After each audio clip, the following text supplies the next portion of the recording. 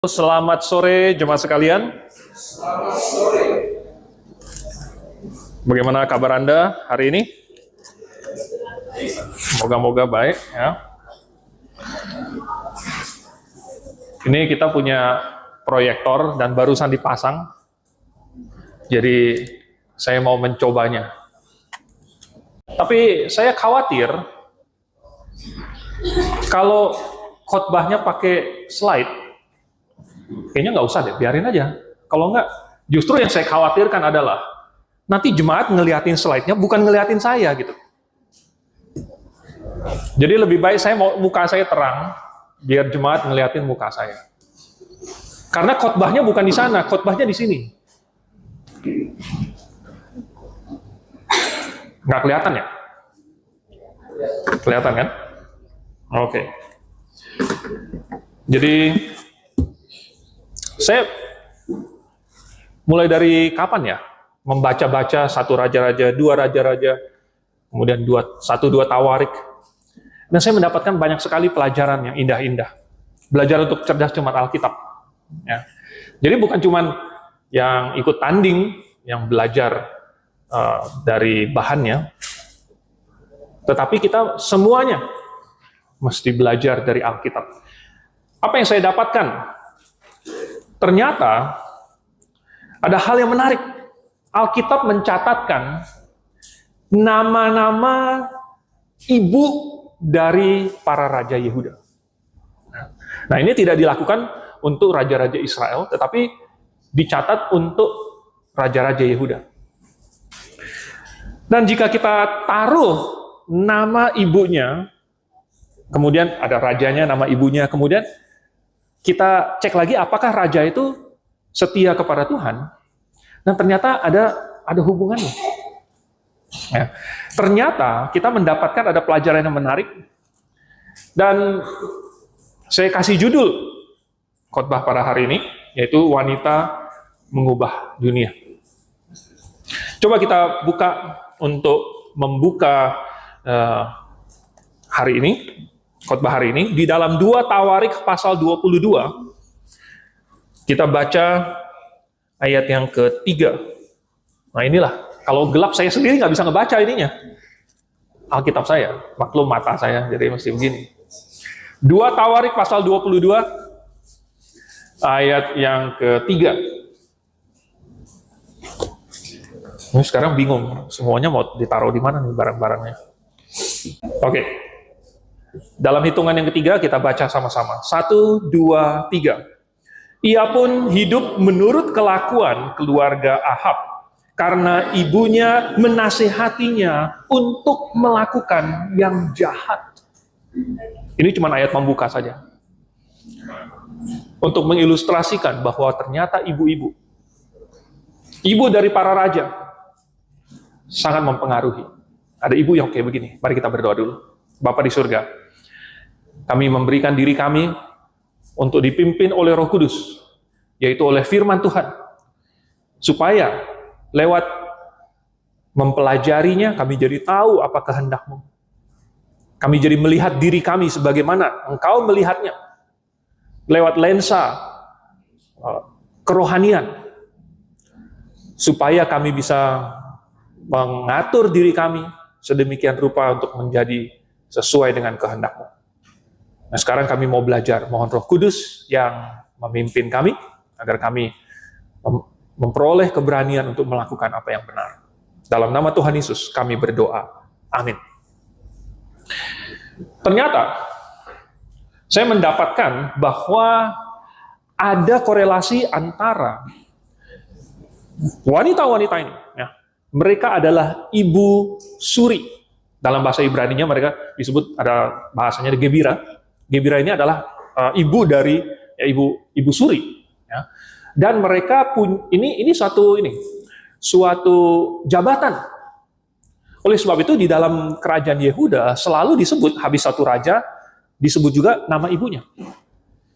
Dan ini mempunyai suatu pengaruh yang besar sehingga bisa menjadi suatu prediktor untuk memperkirakan kira-kira nanti raja berikutnya itu akan baik atau buruk. Dilihat dari mana? Dilihat dari ibunya. Nah, terus terang, tidak banyak informasi yang Alkitab tuliskan mengenai wanita-wanita ini, tetapi cukup untuk memberikan kita petunjuk. Karena toh semua firman Tuhan yang diilhamkan, itu ditulis untuk kita pelajari supaya dia menjadi pelajaran buat kita. Jadi kita mau melihat, ada 3 hal di sini. Yang pertama, bahwa seorang ibu itu mempengaruhi karakter anaknya. Kalau kita dari satu raja-raja, itu mulai dengan Salomo. Ternyata, waktu muda, seorang raja yang prestasinya luar biasa, yang paling berhikmat, paling kaya raya, paling berhasil dalam banyak hal. Tetapi pada waktu muda ternyata dia dinasihati oleh ibunya dan dibentuk oleh ibunya. Coba kita lihat di dalam Amsal pasal yang ke-31. Ini Amsal terakhir. Ya. Mungkin bukan kebetulan bahwa Amsal itu disusun menjadi 31, supaya kalau tiap hari dibaca satu, bulan yang 31 hari pun minimal ada satu pasal. Lalu Amsal 31 juga disusun menjadi 31 ayat, supaya siapa tahu ya, setiap hari baca satu ayat dari Amsal pasal 31 pun ayat cukup. Nah, di dalam ayat yang pertamanya nih katanya, Amsal pasal 31, inilah perkataan Lemuel, raja Masa, yang diajarkan ibunya kepadanya.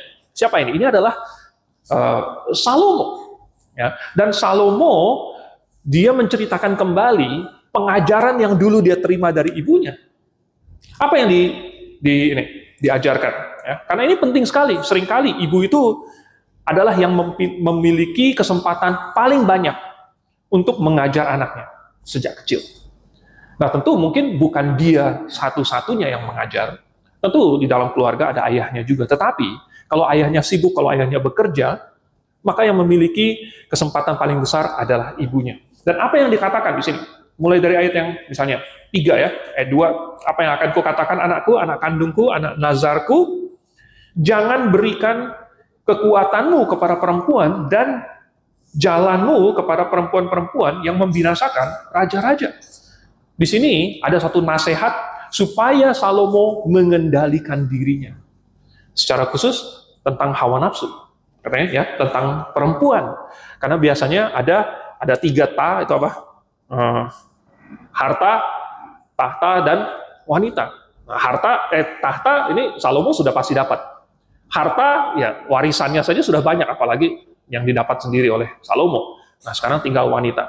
Dan ternyata ini yang menjadi batu sandungan bagi dia. Tetapi ternyata sebenarnya ibunya sudah memberikan nasihat sejak dia kecil. Lalu kemudian ayat yang keempat, ayat yang ketujuh, ada peringatan tentang apa? Tentang minuman keras atau alkohol.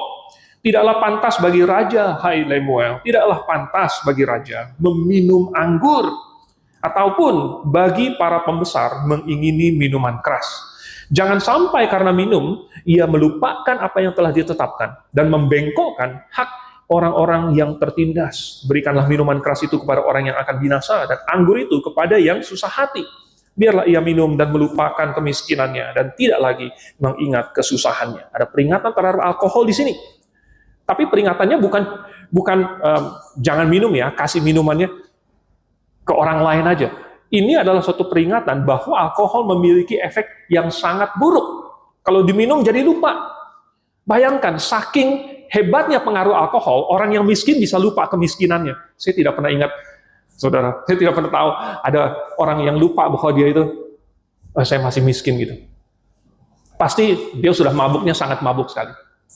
Jadi, pengaruh alkohol itu sangat terutama kepada pikiran. Nah, selain kepada pikiran, ada juga kepada tubuh. Dan itu juga yang dia tulis di dalam Amsal-Amsalnya, Amsal pasal 23. Ada peringatan dari ibunya mengenai hal ini. Ayat yang ke-8, ayat yang ke-9. Ya. Supaya Salomo membela kebenaran. Supaya Salomo Dia memiliki belas kasihan. Karena dialah yang memegang kuasa. Tapi kalau yang memegang kuasa tidak berpaut pada kebenaran dan tidak punya belas kasihan, maka habislah orang-orang yang dipimpin oleh dia. Habislah rakyatnya. Sengsara. Jadi, bukan hanya Lemuel yang dikasih instruksi. Tetapi kemudian ada instruksi juga buat anak-anak perempuan. Nah, mulai dari ayat yang ke-10. Ya. Dan saya yakin ini bukan cuma sekedar teori saja, bukan hanya omongan saja. Tetapi pengajaran yang dibungkus di dalam pujian ini adalah suatu role model untuk para wanita muda. Supaya mereka tahu apa yang baik, apa yang manis, apa yang indah, apa yang harus mereka capai. Dan dengan demikian, ini menjadi suatu nasihat yang akan mereka pakai seumur hidup mereka. Nah,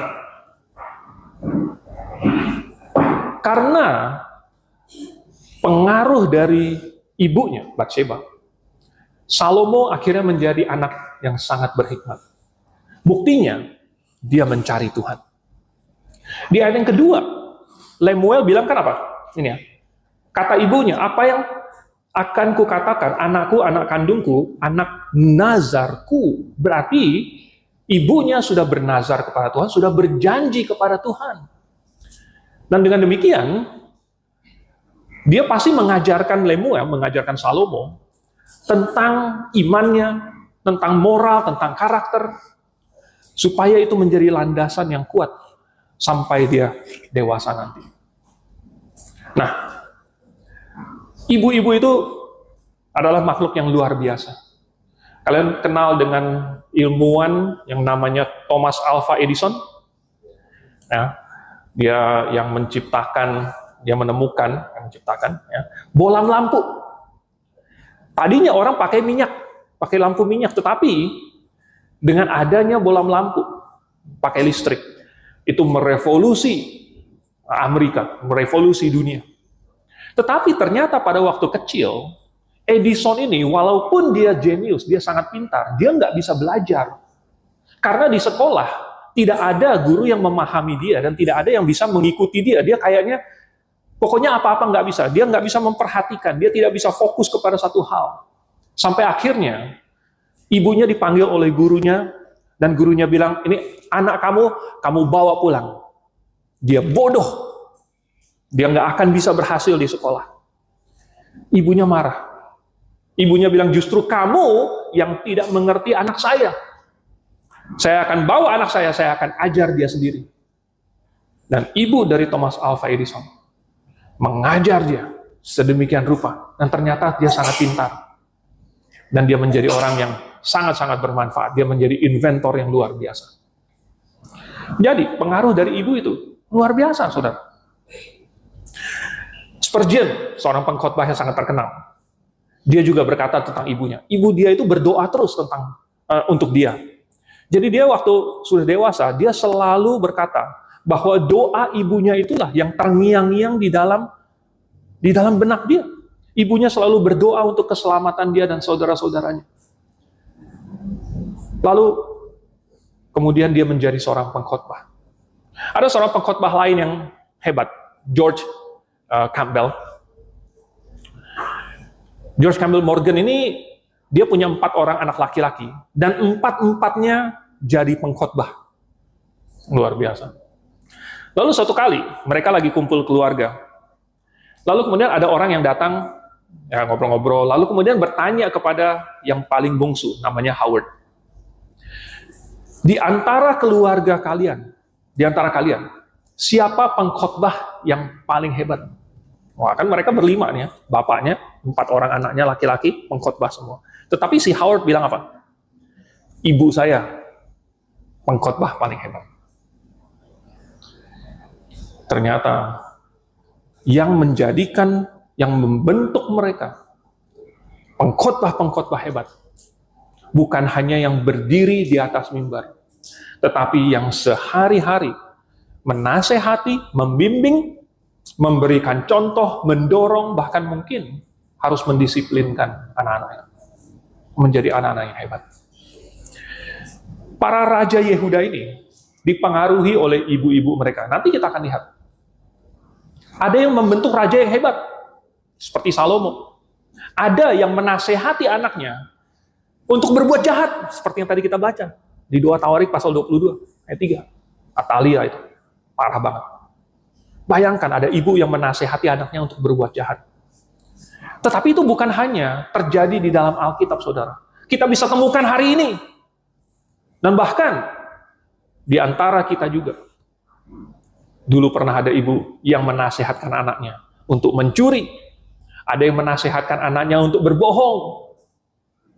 Itu adalah racun bagi anak itu.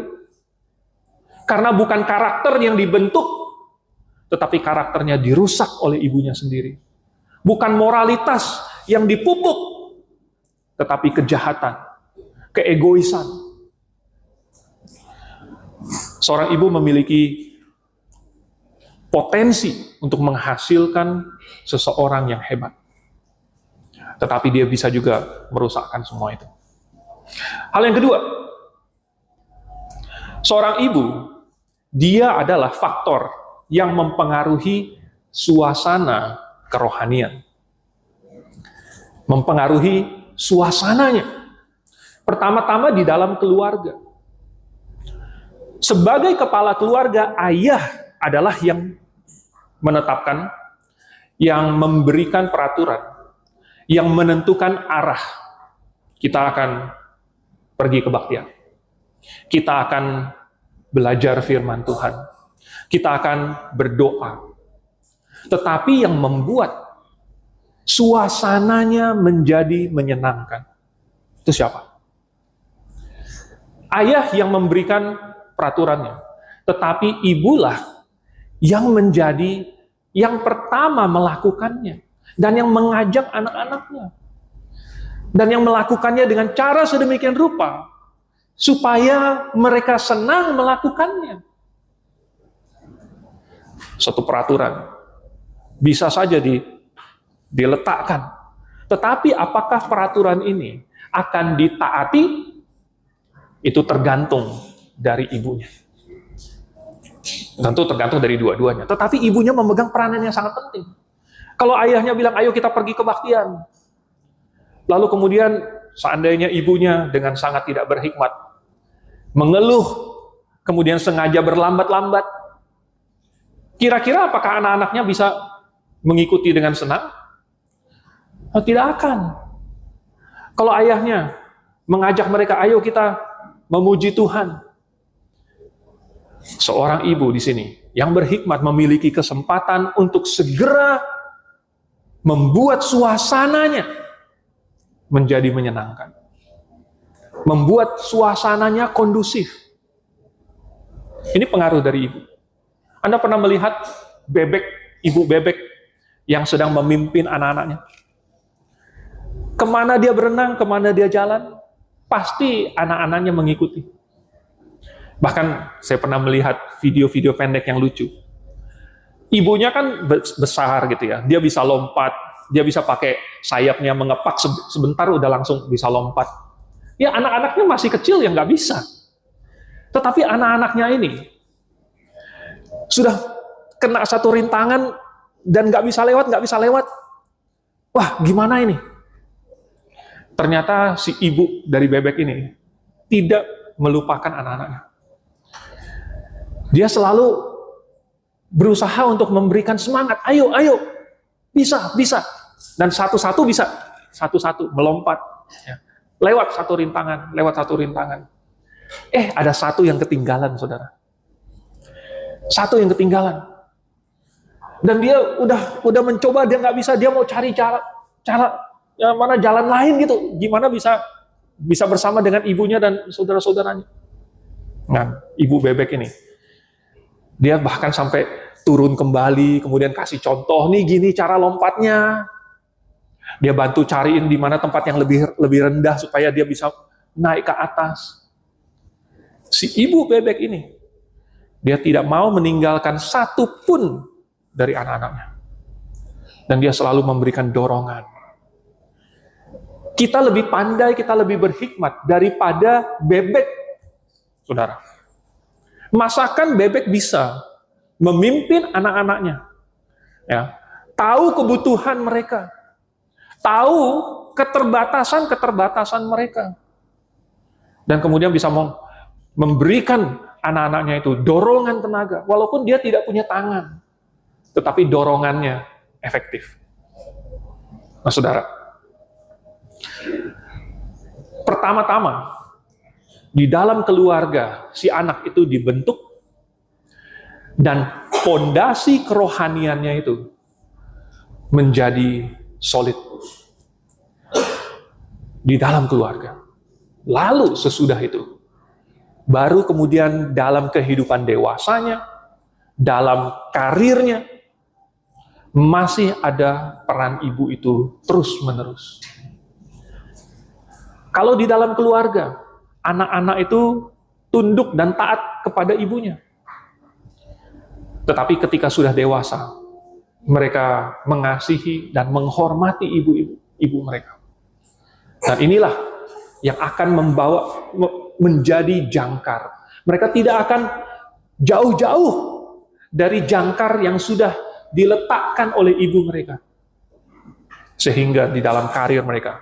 Nah, nanti kita akan melihat bagaimana raja-raja Yehuda mereka melakukan hal-hal yang baik atau buruk, tergantung dari ibu mereka. Oke. Yang ketiga deh. Seorang ibu itu mempengaruhi bangsa. Ya. Mempengaruhi bangsa, ternyata tadi saya sudah kasih sedikit ini, ya. Ternyata seperti yang kalian bisa lihat, kita melihat bahwa para raja-raja ini, mereka apakah ikut Tuhan atau tidak, itu ternyata ada hubungannya dengan ibu mereka. Ya, ternyata ada hubungannya. Tadi kita sudah sedikit tentang Salomo, Batsheba, ya. Dan karena Batsheba memberikan instruksi yang baik, memperkenalkan dia kepada Tuhan, sehingga Salomo bermimpi bahwa dia dikasih satu permintaan oleh Tuhan, dan dia minta yang paling penting, yang paling berharga, yaitu hikmat. Ya, pada masa mudanya, ini Batsheba pengaruhnya, sehingga dia mengikut Tuhan. Walaupun akhir dari hidupnya Salomo, dia kemudian tidak sepenuhnya berpaut kepada Tuhan, tapi kelihatannya dia bertobat. Lalu kemudian Rehabeam. Siapa ibunya? Ibu dari Rehabeam namanya adalah Naamah. Ya. Naamah ini adalah orang Amon. Dan Tuhan sudah peringatkan bahwa bangsa-bangsa lain jangan diperistri. Seandainya diperistri, maka akan mencondongkan hati mereka dari Tuhan. Nah, kira-kira dia belajar dari siapa ini, saudara? Dia belajar dari bapaknya Salomo, ya, bapaknya Salomo yang pertama kali memperistri itu. Makanya istrinya bisa ada orang Amon, istrinya orang Amon, ya. Lalu kalau begitu, Rehabeam tumbuh di dalam suatu keluarga yang mungkin bisa kita katakan disfungsional. Ya, bayangkan ada 1000, ya. Istrinya 700, gundiknya 300, saudara-saudaranya ada berapa? Tetapi ibunya ini yang memegang peranan relatif besar. Salomo, bapaknya Rehabeam, tidak sempat untuk mengunjungi semua, istrinya aja nggak sempat dikunjungi semua, gimana anaknya mau dikunjungi semua? Jadi ibunya yang memiliki pengaruh yang sangat besar. Tetapi apa pengaruh dari ibu Rehabeam? Ternyata, kalau kita baca di pasal 11, pasal 12, ya, Rehabeam menjadi orang yang sombong. Ketika orang Israel berkumpul, lalu kemudian mereka menyampaikan permintaan supaya beban pajak mereka dikurangi. Rehabeam, wah sekarang saya sudah naik raja menggantikan bapak saya. Dia bilang, saya akan pikir-pikir kembali lagi dalam 3 hari. Dia tanya sama penasehat bapaknya bilang, dah, turuti saja kemauan mereka sekarang, nanti mereka akan menjadi hambamu selama-lamanya. Tapi dia nggak mau dengar. Dia kemudian tanya kepada teman-teman sebaya dia, yang bilang, oh kamu mah lebih jago, lalu kemudian dia dihasut, dan akhirnya dia kasih jawab apa? Kelingking saya lebih besar daripada pinggang bapak saya. Betapa besarnya dia, ya kan? Kelingking dia aja berarti dia raksasa dong. Kelingking dia lebih besar dari pinggang bapaknya. Kalau bapak saya mencambuk kamu, saya akan cambuk kamu dengan cambuk berduri besi. Waduh. Dia akan. Ini adalah suatu perkataan yang bukan hanya sombong, tetapi menunjukkan bahwa dia adalah orang yang kejam. Dia tidak peduli dengan orang lain, dia tidak mengasihi rakyatnya, bahkan dia bisa dikatakan tidak mengasihi Tuhan. Karena akhirnya dialah yang memasukkan tugu-tugu berhala, tiang-tiang berhala, bukit, mesbah-mesbah pengorbanan kepada semua rakyat. Kalau sebelumnya Salomo hanya mendirikannya untuk istri-istrinya, Rehabeam melakukannya untuk seluruh Yehuda, dan dia menyebabkan Yehuda sangat berdosa di hadapan Tuhan, dan dia dihukum. Di 1 Raja-Raja 15. Katanya Tuhan menggunakan Raja Sisak untuk menyerang dan mengepung Yerusalem. Dan sudah keadaan sangat genting, tetapi akhirnya Rehabeam merendahkan diri di hadapan Tuhan. Untung dia masih merendahkan diri. Karena akhirnya Tuhan bilang, karena dia merendahkan diri, dia nggak akan mati.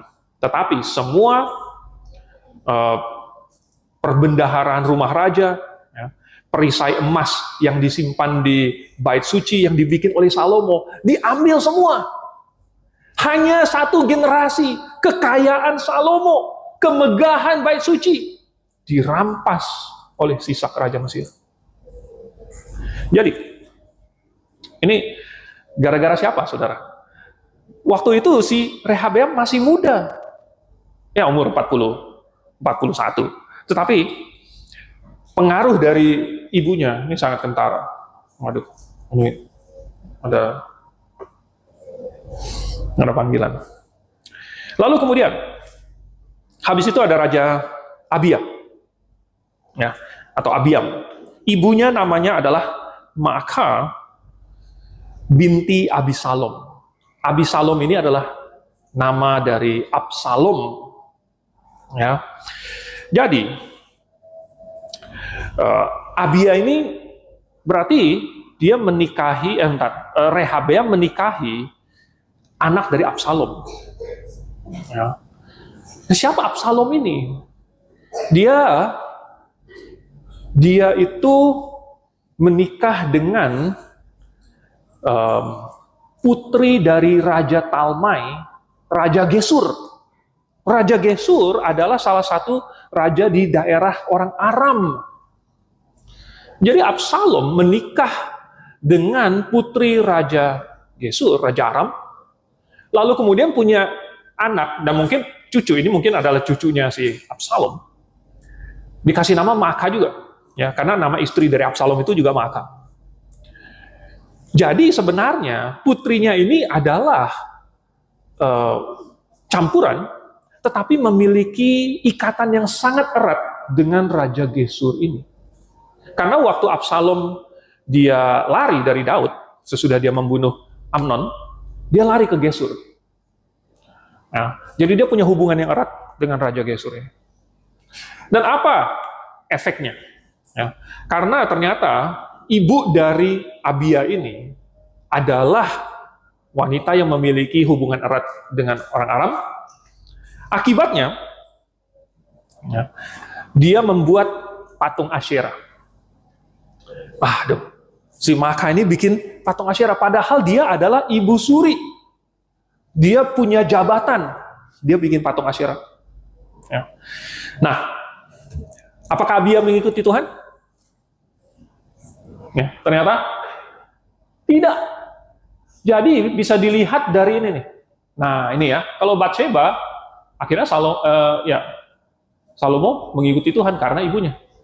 Nah, kalau ibunya orang Amon, ini ada hubungannya dengan orang Aram? Apakah anaknya mengikuti Tuhan? Tidak. Sekarang Asa. Ya. Asa, nama dari ibunya tidak dicatat. Jadi ibu surinya masih Maakah. Nah, kita tidak tahu apa penyebabnya. Mungkin ada intrik politik di dalam istana, ya, sehingga ibunya nggak jadi naik, tetapi neneknya yang masih tetap jadi ibu suri. Tetapi Asa ini ya justru dia lepas dari pengaruh ibu yang jahat. Nah, seandainya dia punya ibu yang jahat, dia nggak punya ibu.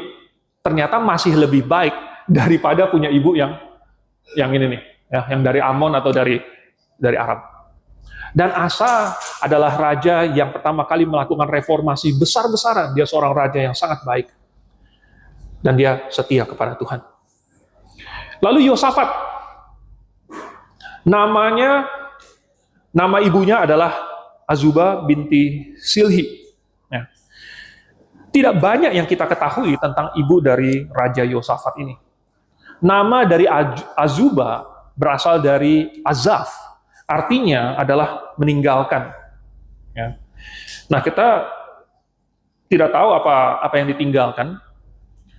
Apakah dia meninggalkan bangsanya yang dulu?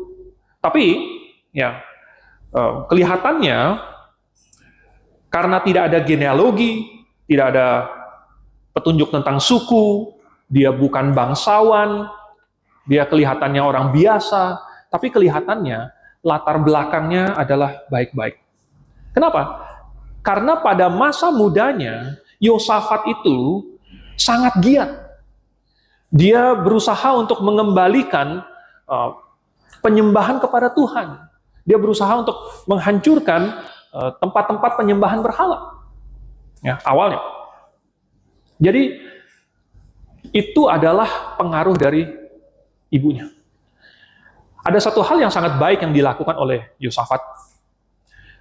Karena mungkin ibunya itu berasal dari kalangan biasa. Yosafat pernah menyuruh pembesar-pembesarnya disertai oleh imam-imam Lewi untuk pergi ke kota-kota Yehuda dan mengajar rakyat di situ tentang Taurat dan tentang hukum Tuhan. Nah, tidak tercatat ada raja lain yang melakukan hal seperti ini. Tidak ada. Mungkin karena ibunya berasal dari kota biasa, mungkin dari kampung kecil. Sehingga mungkin memberikan instruksi, jangan melupakan orang-orang di kampung. Orang-orang di kota-kota yang pedalaman pun memerlukan pengetahuan akan firman Tuhan, akan hukum Taurat. Makanya Yosafat mengirimkan para pembesarnya dan orang-orang Lewi, imam-imam. Jadi apakah Yosafat setia kepada Tuhan? Ya. Yoram, sekali lagi ibunya tidak dicatat.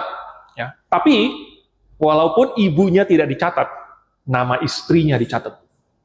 Istrinya adalah ibu dari Ahazia. Ya. Yoram memperistri Atalia. Siapa Atalia ini? Dia adalah anak Ahab, cucu dari Omri. Ahab itu adalah salah satu raja yang paling banyak dicatat di dalam Alkitab. Bukan karena kebaikannya, karena keburukannya. Dan Alkitab mencatat bahwa Ahab ini lemah. Dia berbuat jahat karena istrinya, ya, Isabel itu, istrinya yang menghasut dia dan mengajari dia. Menghasilkan seorang putri, namanya Atalia. Dinikahi sama Raja Yehuda.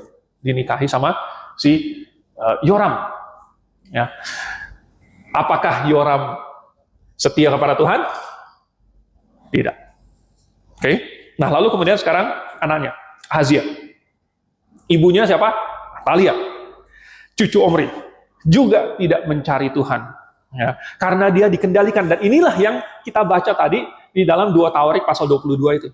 Ibunya siapa? Atalia. Ibunya menasehati dia untuk melakukan apa yang jahat. Ahazia tidak berpaut kepada Tuhan. Lalu kemudian Yoas. Ini sebenarnya ada catatan kecil. Lalu kemudian Ahazia ini mati dibunuh, ya, dalam suatu komplotan. Lalu kemudian si Atalia, dia naik tahta. Ya, Atalia menjadi ratu, dia jadi pengganti dari si Ahazia ini. Lalu kemudian dia membunuh semua anak raja. Dia membunuh semua anaknya Ahazia, anaknya sendiri, berarti cucu dia sendiri dia bunuh semua. Untung ada satu yang lolos. Namanya adalah Yoas. Ya. Yoas ini disembunyikan oleh inang pengasuhnya. Nah, tapi siapa ibu dari Yoas? Alkitab mencatat namanya adalah Zibia binti Beersheba. Siapa Zibia ini? Zibia ini tidak banyak petunjuk, ya, dan kita tidak tahu apa yang terjadi dengan dia. Apakah waktu Atalia membunuh semua anak raja, termasuk membunuh dari ibu mereka juga, ya, istri-istri dari Ahazia? Ya, kita tidak tahu. Tetapi yang jelas, ada satu warisan yang ditinggalkan bagi anaknya. Beersheba adalah kampung yang paling selatan dari daerah Yehuda. Dan ini adalah bagian yang paling jauh dari kerajaan utara, kerajaan Israel utara. Nah, kerajaan Israel utara itu adalah yang menyembah berhala. Dan pengaruh dari utara itu pelan-pelan turun makin ke selatan, ya, sampai akhirnya sampai ke Yerusalem. Tetapi yang paling jauh, jadi yang paling tidak terpengaruh, itu adalah yang bagian selatannya Yehuda. Bagian selatan Yehuda ini agak sepi, ya, dan merupakan tanah penggembalaan. Jadi biasanya orang-orang di bagian selatan di Beersheba itu mereka adalah gembala-gembala dan mereka hidup dengan sederhana, tetapi mereka secara tradisional selalu setia kepada Tuhan. Jadi asal dari Zibia ini, dia berasal dari Beersheba. Nah, mungkin karena si Yoas mengingat bahwa ibunya berasal dari mana, maka dia ingat juga iman dari ibunya itu, sehingga dia akhirnya menjadi raja yang baik. Ya, dia menjadi raja yang baik. Tetapi karena mungkin pengaruh dari ibunya itu sangat kecil, ada pengaruh lain yang besar di dalam kehidupan si Yoas, ya, yaitu Imam Yoyada. Imam Yoyada adalah yang kemudian mengambil Yoas, lalu kemudian menobatkan dia menjadi raja menggantikan Atalia. Nah, sesudah Imam Yoyada mati, dia kehilangan pengaruh positif itu, dan kemudian dia berbalik, dan dia tidak setia kepada Tuhan. Sayang sekali. Jadi awalnya dia setia kepada Tuhan. Minimal karena dia mungkin masih ada Imam Yoyada dan dia masih mengingat ibunya. Kemudian Raja Amazia. Siapa ibunya? Namanya adalah Yoadan dari Yerusalem. Arti dari kata Yoadan, dari nama Yoadan adalah Yehovah senang. Disenangi oleh Yehovah. Suatu nama yang menunjuk kepada Tuhan dan yang mengingatkan orang kepada Tuhan. Ini suatu nama yang bagus sekali. Ya. Nah, selama masa Imam Yoyada, Yerusalem menjadi pusat kerohanian. Yerusalem menjadi pusat penyembahan kepada Tuhan. Dan ada suatu kebangkitan rohani mini pada waktu itu, sehingga orang-orang Yehuda berbakti kepada Tuhan dan berusaha untuk menjadi semangat di bawah kepemimpinan Yoas. Jadi, anak dari jadi karena Yoadan berasal dari Yerusalem, maka dia tumbuh di dalam lingkungan yang menyembah Tuhan, yang kerohaniannya bagus, dan akhirnya dia melahirkan Raja Amazia. Ya. Dan apakah Amazia setia kepada Tuhan? Ya. Hanya tidak seperti Daud, masih ada kekurangannya. Sekali lagi, Imam Yoyada akhirnya mati juga. Lalu, kemudian habis itu ada Raja Azaria, yang nama lainnya adalah Raja Uzia. Siapa ibunya? Yekholia dari Yerusalem juga. Masih dalam masa yang kurang lebih sama. Arti dari nama Yekholia artinya Yehovah kuat. Dan dia juga merupakan pengaruh yang positif dalam pemerintahan Uzia, setidaknya pada awalnya. Ya, jadi apakah Uzia setia kepada Tuhan? Ya, ya. Pengaruh dari ibunya, Yerusha. Lalu, bentar. Nih kayaknya kurang sedikit ya. Jadi Yerusha binti Zadok itu adalah ibu dari Yotam. Yang Yekolya nggak ketulis. Ini di dalam tabel saya. Jadi Yekolya itu ibu dari Azaria atau Uzia. Dan Yerusha binti Zadok itu adalah ibu dari Yotam. Oke. Yotam ini gimana? Atau ibunya gimana deh? Ya. Katanya ini adalah anak Zadok. Kemungkinan ini bukan Imam Zadok yang melayani Daud waktu itu. Ya, kalau kalian ingat, waktu itu ada Imam Zadok. Tetapi nama Zadok adalah nama yang umum di dalam garis keturunan imam, ya, Lewi. Jadi, ini kemungkinan adalah keturunan imam. Dan pada akhir dari pemerintahan Uzia, bapaknya, ya, Uzia ini terlalu berani, sehingga dia mempersembahkan korban yang seharusnya dilakukan oleh imam. Sebagai hukumannya, Tuhan mengenakan dia penyakit kusta. Dan dia dikucilkan. Dia kaget sekali.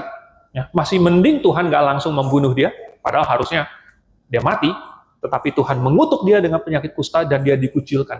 Lalu kemudian anaknya Yotam itu kemudian mulai memerintah walaupun Uzia ayahnya masih hidup karena Uzia tidak berada di istana. Jadi yang mengatur segala pemerintahan itu adalah Yotam dan dibantu oleh ibunya.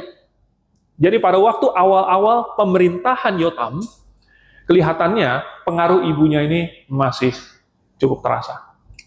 Ya, dan Zadok ini kalau benar dia adalah keturunan dari imam, maka ya kita bisa melihat ada pengaruh kerohanian yang positif bagi si Yotam ini.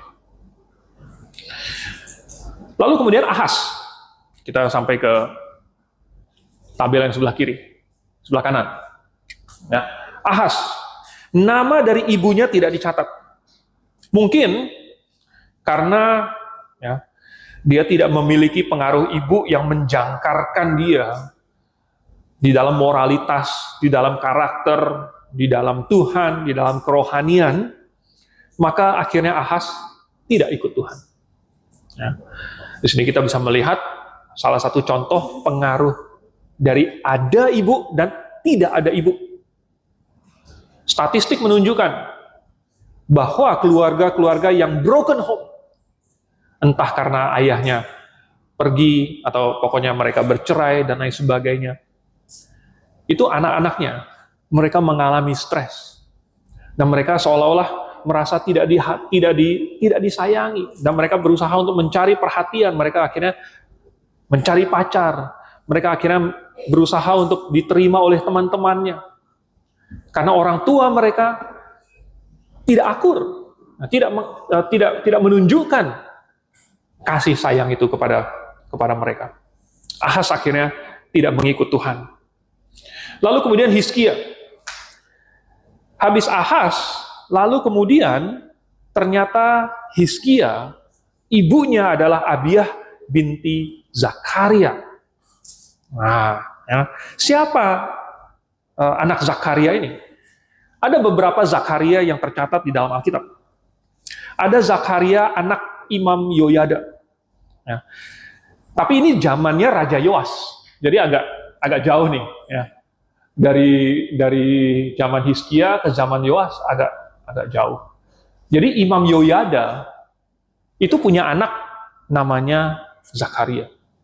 Dan tercatat pada waktu itu Zakaria dengan bersemangat melawan kebijakan raja yang mau mendirikan tugu penyembahan berhala.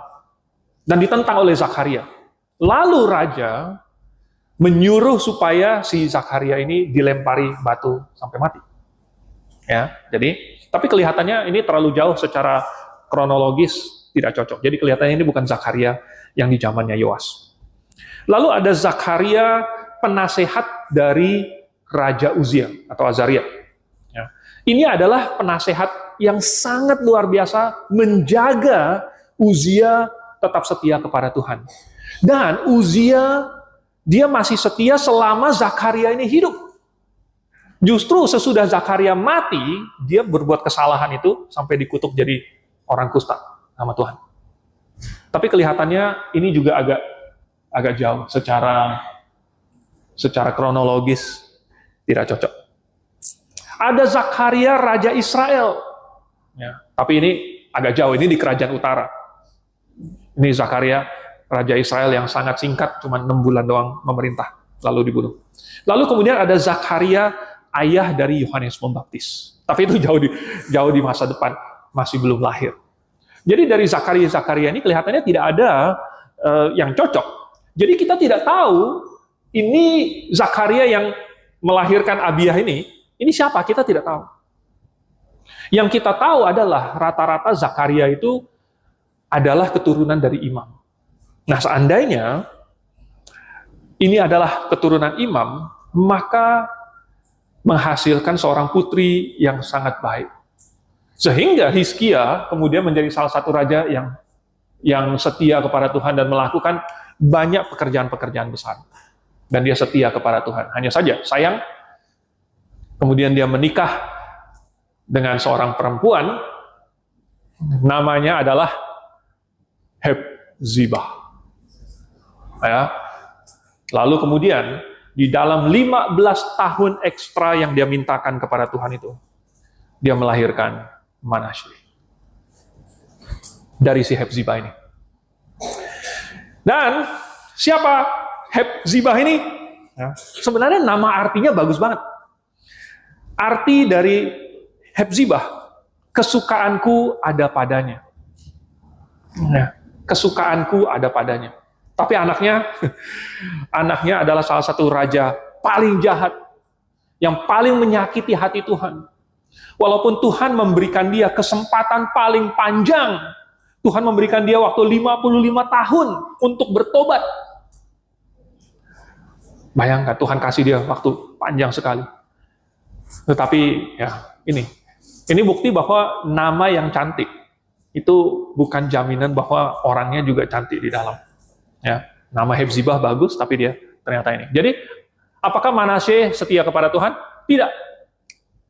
Oh, tapi untung dia akhirnya bertobat. Ya, tetapi ternyata pertobatan dia tidak bisa mengubah tren menurun dari kerajaan Yehuda. Habis dari Manasye adalah Amon.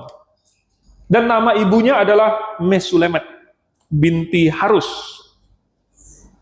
Namanya juga bagus. Mesulemet berasal dari kata Salom, ya.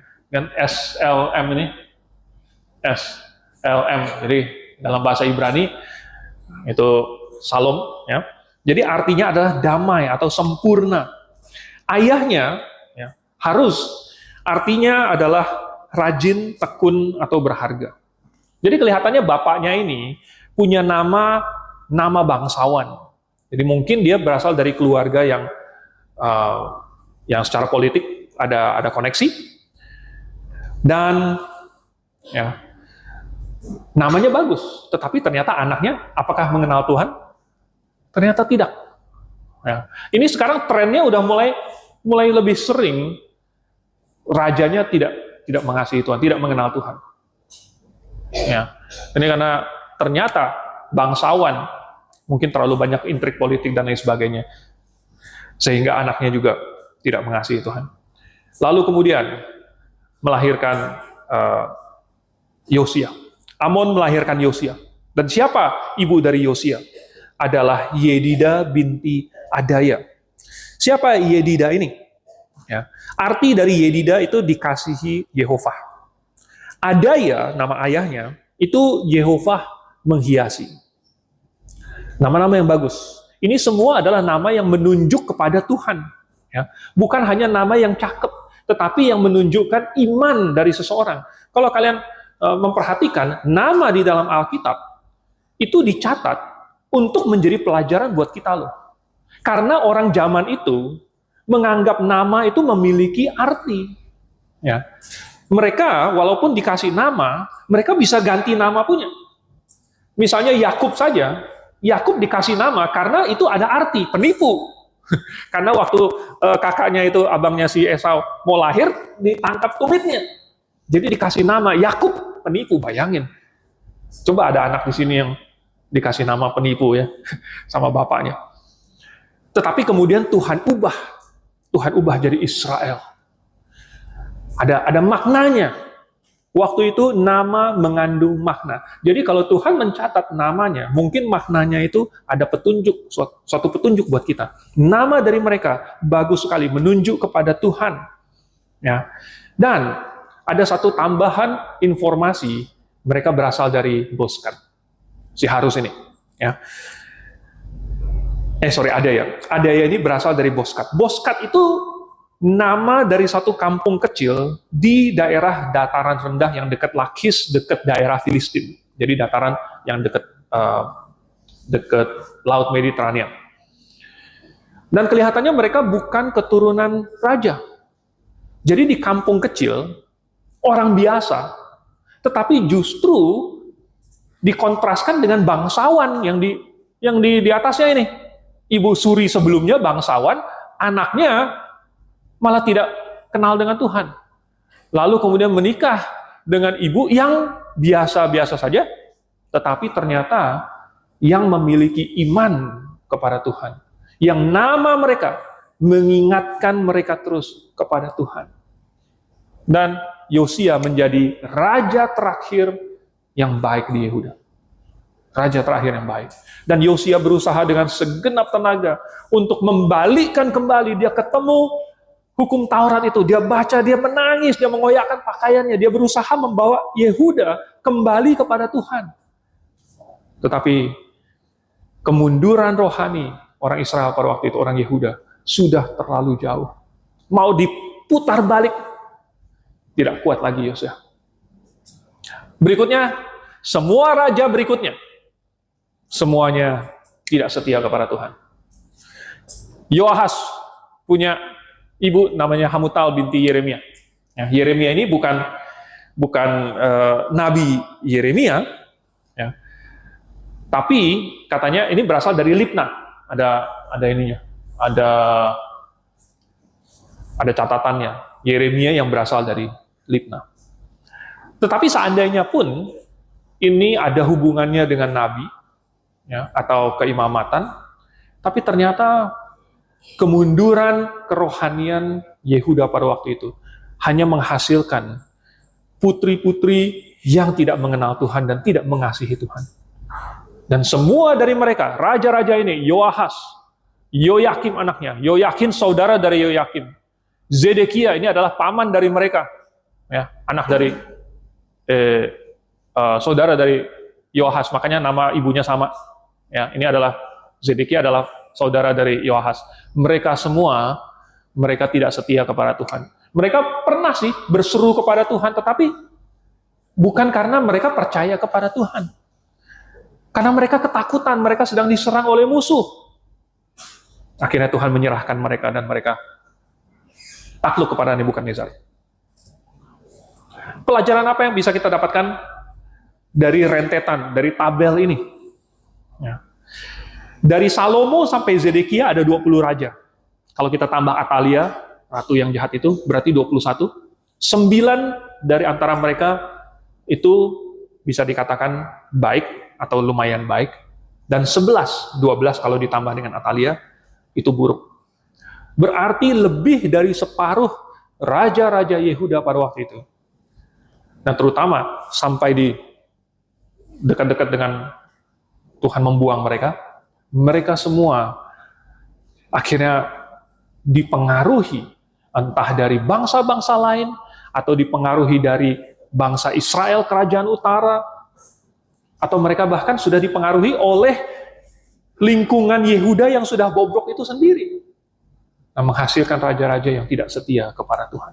Jadi seorang ibu memiliki pengaruh bukan saja kepada keluarganya, tetapi kepada suatu bangsa. Nah, ibu-ibu adalah faktor yang menentukan keberhasilan. Bukan satu-satunya, tetapi salah satu faktor yang kuat yang bisa menentukan keberhasilan dari anak-anaknya. Tadi judul dari khotbah ini adalah wanita yang mengubah dunia. Ada wanita yang berhasil mengubah dunia. Batsyeba mengubah dunia. Ya. Nah, ada raja-raja lain yang karena pengaruh ibunya mengubah bukan saja bangsanya, mengubah daerah mereka. Tetapi seandainya pun seorang anak bukan menjadi presiden, tetapi si ibu ini telah mengubah dunia anak-anaknya. Dan itu sangat berharga. Dan itu sangat penting. Kita membutuhkan lebih banyak ibu-ibu yang memahami perannya yang sangat penting ini, dan yang menjalaninya dengan sepenuh hati, mendedikasikan hidupnya, tenaganya, dan memberikan perhatian dan kasih sayang dan fondasi, jangkar moral kepada anak-anak mereka. Dan itu menjadi bekal sampai mereka tua nanti, mereka memiliki prestasi yang indah di hadapan Tuhan.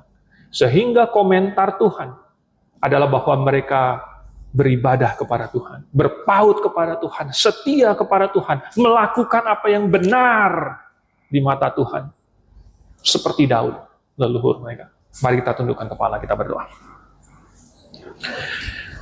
Bapa di surga, kami baru belajar sedikit permukaan saja dari raja-raja Israel, raja-raja Yehuda, dan ibu mereka yang Engkau catatkan namanya supaya menjadi pelajaran buat kami.